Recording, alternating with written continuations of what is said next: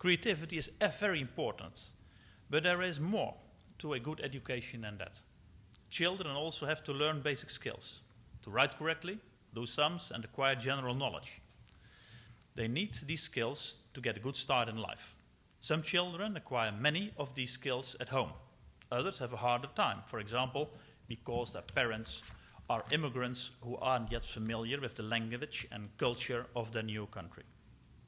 We know from experience in the Netherlands that children who start off with disadvantages are much more likely to leave school without diplomas. And so we are working all the time to reduce the number of dropouts. For example, we are investing in education for very young children, aged 2 to 4. Our aim is to give them the starting position they need to succeed in school. Children do not automatically have equal opportunities. Some children are encouraged at home to exercise and do sports, and others are not. Some children have parents who read aloud to them. Others have parents who can't read themselves. Some families go to museums and concerts, and others don't go further than the TV remote. Of course, schools can make up for everything that parents don't do, but they can do a lot with relatively little. Many Dutch schools work with sports clubs, libraries, music schools, cultural institutions, and businesses in the neighborhood. And this gives kids the chance to have new experiences after school. The Dutch government encourages this by giving all children under 12 free admission to museums. Franklin Roosevelt once said, "Happiness lies in the joy of achievement, in the thrill of creative effort."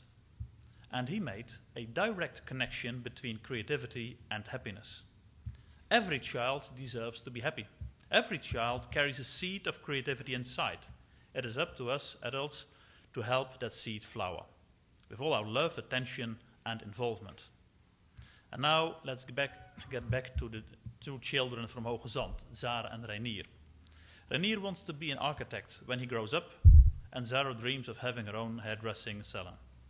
One thing is certain, only creativity can make their dreams come true, like the dreams of millions of other children.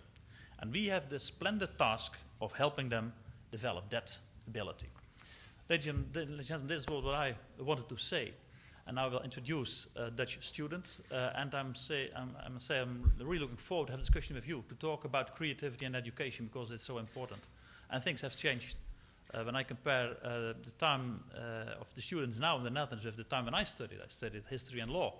And that was, of course, a training you had in the Netherlands. We didn't have many international contacts, but now it's completely changed. Everywhere where I am in the world, I meet Dutch students.